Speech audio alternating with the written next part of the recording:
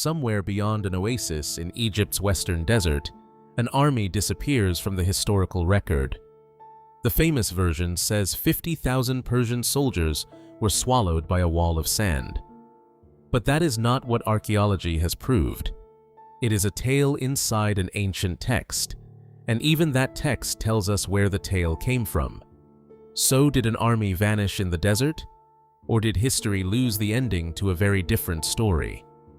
The mystery begins with Cambyses II, the Persian king who conquered Egypt in 525 BCE. It passes through Herodotus, writing later about a force sent toward the Ammonians. Then, it divides into competing possibilities: disaster in the desert, military defeat, transformed political memory, and modern claims of discovery that never became an accepted archaeological solution.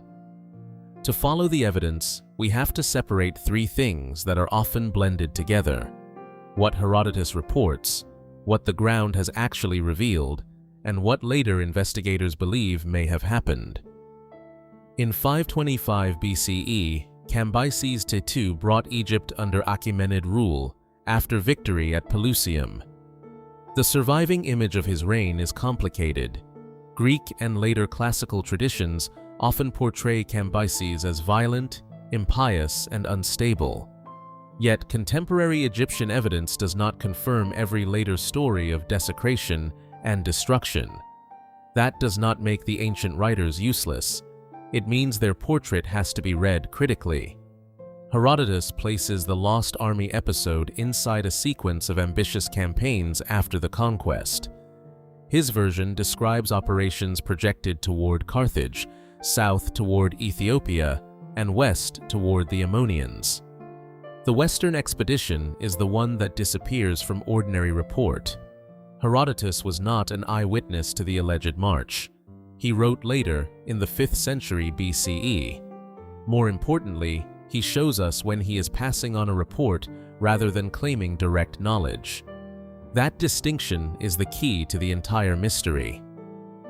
In Book 3 of the Histories, Herodotus reports that Cambyses reached Thebes and detached about 50,000 men from his army. Their orders, he says, were to enslave the Ammonians and burn the oracle associated with their god. About 50,000 pounds is Herodotus's figure. No independent record checked for this project confirms the number, and the order itself also reaches us through his narrative, not through a surviving Persian campaign document. The expedition leaves Thebes with guides. Herodotus then gives one relatively firm point in his account. The force reached a place he calls the city of Oasis, 7 days' march across sandy desert from Thebes. This is where the geography becomes uncertain. The place is often associated with Karga Oasis, and the expedition's intended destination is conventionally connected with the oracle at Siwa. But Herodotus does not provide a complete modern itinerary. Beyond Oasis, a precise route cannot be drawn with confidence from his brief description. Then, the quality of the evidence changes. Herodotus says that the army did not reach the Ammonians and did not return. He adds that, beyond those basic claims, no one could say what happened except the Ammonians and people who heard the story from them. According to that Ammonian tale, the Persians were crossing the sand and had stopped to eat when a violent south wind arose. The wind carried masses of sand, buried the force, and made it disappear from sight. This is the source of the famous image, but Herodotus does not present it as an observed Persian military record. He explicitly attributes it to the people the army was supposedly sent to attack. That does not prove the tale false. It tells us what kind of evidence it is, a reported explanation from an interested community, preserved by a later historian. Even Herodotus's sentence about what was known needs care. It tells us the limits of the tradition that reached him, not that every archive in the Persian Empire recorded the same silence. They did not return, and the historian had no further account of their return, are not identical propositions. The first claims an event. The second describes the surviving narrative. Here, the narrative is stronger than our knowledge of the event. The number creates a similar problem. 50,000 makes the disappearance feel physically impossible. An army that large should leave equipment, camps, graves, and records. But if the size itself comes from the same unconfirmed literary tradition, it cannot be used as independent proof that an enormous archaeological site must exist. The distinction changes the question. Instead of asking where 50,000 bodies must be hidden, we first have to ask whether the number, route, and manner of destruction are historical facts at all. The Western Desert was not empty space. Karga and Dakhla were inhabited oases connected to the Nile Valley, and archaeology shows political and economic activity there during Persian rule. Persian period sites and later developments demonstrate that armies, officials, communities, and supplies moved through a landscape with its own strategic importance. But context is not identification. A Persian period artifact in the desert does not automatically belong to Cambyses' expedition. An ancient burial is not automatically a soldier from a lost army. Without controlled excavation, dating, provenance, and publication, suggestive objects remain suggestive. The most substantial alternative explanation begins not with an army grave, but with inscriptions on temple blocks at Amhida in Dakhla oasis. Those blocks name Petubastis IV, an Egyptian counter-king associated with early resistance to Persian rule. Their presence indicates that Petubastis held meaningful authority in Dakhla and commissioned building there. This expanded the known geography of his rebellion. Egyptologist Olaf Kapper used that evidence to propose a new reconstruction. He argues that Dakhla may have been Petubastis' power base, that Cambyses' force marched west to confront him rather than simply to attack Siwa, and that the army was defeated. In Kapper's model, later political memory converted a humiliating loss into the story of a sandstorm. It is a powerful hypothesis because it connects three real problems: a rebel king in the oases, a Persian expedition that does not return in Herodotus' account, and a story that removes human victors from the defeat. But the links are inferential. The temple blocks establish Petubastis at Dakhla. They do not describe a battle. They do not name Cambyses' missing force. They do not record an ambush, a battlefield, or an official campaign to erase the event. Kapper's reconstruction remains debated. Its chronology, route, military conclusion, and proposed transformation of memory have not become scholarly consensus. That leaves a careful middle position. The archaeology has changed the context of the story. It makes organized Egyptian resistance in the oases more historically visible, but it has not supplied the missing ending. This is still a major historical advance. Before the Amhida finds, the desert could be imagined as an empty stage between the Persian force and its destination. Evidence for Petubastis' authority at Dakhla replaces that emptiness with politics. A rival ruler had a presence in the region. Communities there were not passive points on someone else's route. Yet, historical plausibility is not the same as identification. A rebel base makes conflict possible. It does not demonstrate that this particular force fought there, that its reported size was accurate, or that later Persian officials rewrote its fate. Each step requires evidence of its own. For modern audiences, the temptation is to search for a single spectacular object that ends the debate. In 2009, explorers Angelo and Alfredo Castiglione announced that remains and artifacts in the Western Desert belonged to Cambyses' army. The claim drew international attention because it appeared to turn Herodotus' tale into an archaeological discovery.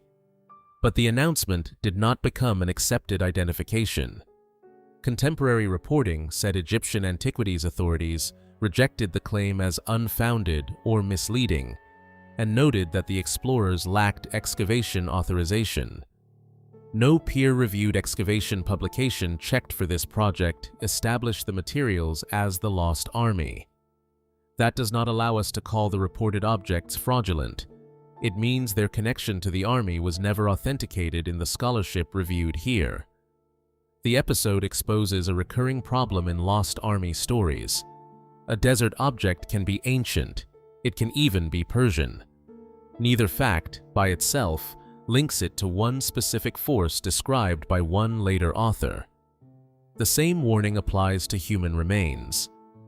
A desert used for travel, settlement, conflict, and burial across centuries can contain many traces of the past. To identify one body as a member of one named expedition requires more than proximity to a route drawn on a modern map. The date, burial context, associated material, and chain of excavation all matter. Archaeology depends on context, where an object was found, what lay beside it, how the layers formed, how the material was dated, and whether other specialists can test the interpretation.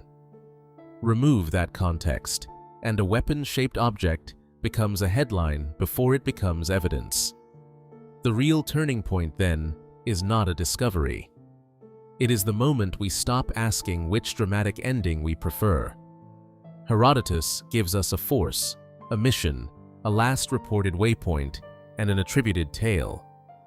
Archaeology gives us an active oasis landscape and a rebel king whose reach was greater than scholars once knew. Modern searches give us publicity claims that failed to close the evidentiary gap. Those pieces can be placed beside one another. They cannot be forced into a verdict. They also do not all carry equal weight. Herodotus is indispensable because he preserves the narrative, but he is later and explicit about hearsay. The inhabited blocks are physical evidence, but they attest Petubastis rather than the missing army. The 2009 announcement is evidence of modern fascination, not evidence of ancient identity. Once those categories are kept separate, the mystery becomes less sensational and more revealing. We can watch history being built from testimony, objects, geography, and inference, and see exactly where a confident conclusion would outrun them. The army of Cambyses is lost in a precise sense. After Oasis, the checked record does not securely tell us what happened. Perhaps an expedition suffered a desert disaster. Perhaps a force was defeated during resistance to Persian rule. Perhaps Herodotus preserved a transformed memory whose troop total and details had already grown in the telling. The available evidence does not permit us to choose. What it does permit is a clearer history of uncertainty. Herodotus's wording preserves the boundary between what was said to be known and what was told by the Ammonians. The Amhida evidence restores Petubastis to the political landscape. The failed discovery claims demonstrate why provenance matters. The mystery survives not because every theory is equally strong, but because no theory has crossed the distance from possibility to proof.